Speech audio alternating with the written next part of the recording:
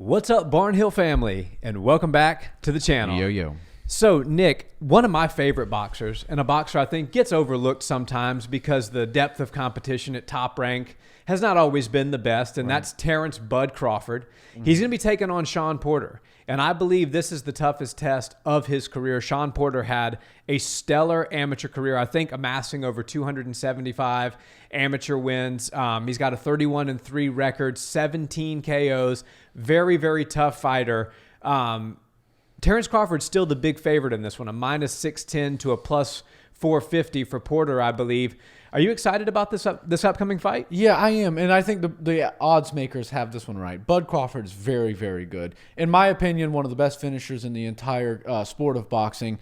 And while he's not really having the biggest challenges right now in this stage of his career, I think there are some big challenges for him to, venture into as the career goes on, and basically just the pool gets smaller and smaller for him.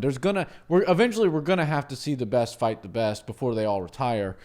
Fingers crossed, right? Boxing doesn't screw us out of some great fights. But Shawn Porter is a tough guy. He's a veteran. He knows the sport very, very well. And I don't think that Terence Crawford's just going to walk him down like he's kind of done to some of the guys in recent history.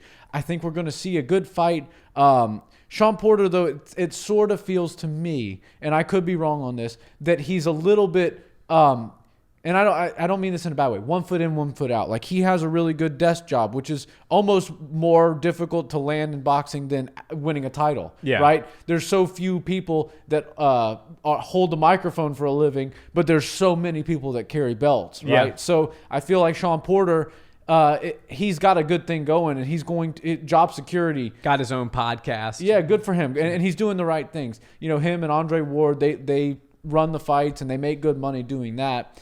Bud Crawford's every day inside the gym. And I don't think that Shawn Porter is quite as dedicated to the punching in boxing as somebody like Terence Crawford still is. Yeah, I think you're right. And I think Shawn Porter is actually a very good analyst, and that's not something I say for a lot of them. Some of these guys, I won't mention any names, that hold microphones that are also boxers or former professional boxers, champions, whatever. I just wonder to myself how in the world they landed in that position. But Shawn Porter is not one of them. He actually does a very good job. I believe he's an unbiased analyst, but I think you might be right. And as you said, Bud Crawford is one of the best boxers in the game, but I believe he is the best finisher in the game. It's between him and Canelo. When he smells blood in the water and he has his fighter hurt, he knows how to put on a barrage of punches that not only land and hurt, but off-balance his opponents, create the optics that make the referee and the crowd scream to stop the fight. I think that Bud does that better than almost anyone in the game. Yeah. I am taking Bud to win this fight. I think the switch stance, because he can fight out of the southpaw and the orthodox stance, is going to confuse Shawn Porter. Shawn's going to do well in the early rounds, and we're going to see Bud, because it is his toughest test yet, kind of maybe sit back the first round or two. He's very long, work behind that jab, work it from both stances, see where he's having success. And then I believe midway through the fight, we're going to see Bud start to really take over. Not sure that he finishes him by TKO or KO. I think Shawn Porter's a tough guy, and I think he'll probably make it to the end of the fight. But I do think it's going to be a unanimous decision for Bud Crawford. I think the quickness, the accuracy, and the overall boxing skill is going to be slightly skewed in favor of Bud Crawford. And I think because of that, he's going to get a well-earned victory over Shawn Porter. Yeah, and this is a good matchup for him because Shawn, like you said, 31-3 with 17 knockouts. He has knockout power. He's a crafty guy that is looked at as a veteran of the sport. He's looked at, and people really do appreciate and respect Shawn Porter. So I think this is a good fight for Terence Crawford. I think that it's going to help him move up as far as people's recognition and notoriety. But the fact that he's a crafty guy makes me lean towards this maybe going the distance. But like you said, Bud Crawford is probably the best finisher in the game, and he just knows how to get the fight done. I think that you're going to see a crafty, elusive Shawn Porter in the beginning that's not really able to get much offense off, so he's going to have to rely heavily on defense, and eventually the hunter is going to hunt his prey and get a hold of him. And I think we're going to see maybe a late TKO finish. I think you're going to see Shawn Porter in the game for about the first 8 rounds, and then you're going to see Bud Crawford sort of start to walk away with it, and then maybe get a finish. If it's a finish, Bud's getting it, and it's not going to be a KO. It's going to be a TKO, ref stopping the thing. But the best bet, if you're betting money and you're not going to win that much, is Bud Crawford by decision. Yeah, I think so. But, and to talk about what we mean by being the best finisher in the game, what I mean by that is when he has an opponent hurt or when he knocks an opponent down, he realizes, okay, I just got my opponent down. Now the crowd is starting to get on the edge of their seats. They think a finish might be coming. If that fighter answers the 10 count, almost 9 times out of 10 or more, Bud's coming right across and closing the night out within the next 30 seconds. So right. I think that, if he gets Porter down, I think he's going to finish the fight. If not, I think it's going to go to decision. Right. And he doesn't necessarily just start throwing big punches, right? Like, he throws well thought out combinations, but he does it from angles that really are unfavorable for the person that's already on wobbly legs.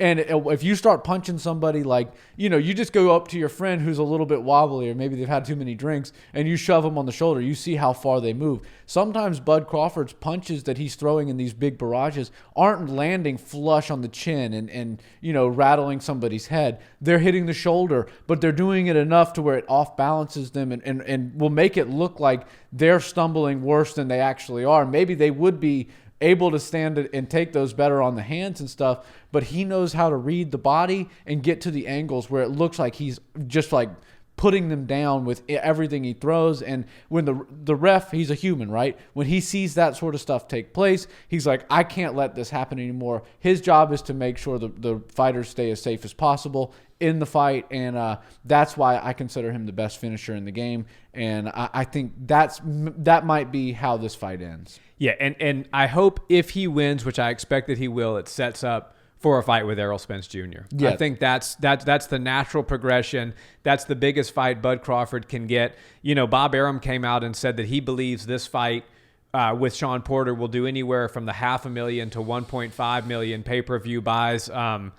First of all, that's a pretty wide spread. Yeah. That's a million buy spread. Yeah. I think it's going to be closer to the 500,000 than it is to the 1.5 million. Yeah. And so I think that if we want to see Bud Crawford start to eclipse that million pay-per-view, I mean, there's very few people in the history of fight sports in general, whether it be boxing or MMA, that can eclipse that 1 million pay-per-view buy. Canelo Alvarez, Conor McGregor. There's a few in each sport that can do it. And I think Bud Crawford has the skill to be able to do it, but I think that he needs the right dance partner like an Errol Spence Jr. to get close to that illustrious and elusive million PPV buy number. Yeah, and when you look at Deontay Wilder versus Tyson Fury 3, which was a mega fight, that was under 1 million. So yeah, as of right now, the only people hitting 1 million pay-per-view buys in the world of boxing is Canelo, Tyson Fury, if he has the right dance partner, and as much as it pains people to hear, Jake Paul. Yeah. And, that's for opposite reasons. It's not for his incredible boxing skills, but the fact that he is such a entertainer and people know him. He's a major household name. So maybe if Terence and Shawn Porter throw a Jake Paul name on that card, then they'll hit the 1 million pay-per-view buys, but I don't see that happening. Yeah, the only other two would have been Manny Pacquiao and Money Mayweather. Yeah, and they're not active. They're not active right now. So, yeah, I think it's going to be tough to get there. But I think that a Terence Crawford, Errol Spence Jr. fight is a boxing fan's dream come true. And I really hope that they make that fight. And I think that's a hell of a competitive fight if it happens. Yeah, that would be a good one. Guys, thanks so much for watching this video. If you're new to the channel, Nick and I talk about all things boxing, MMA, basically anything combat sports related. So if that's your thing, we really appreciate a like on this video and a subscribe to this channel. And if you listen to audio podcasts, check out the Barnhill Brothers there as well. Until the next one, guys, have a wonderful day. Peace.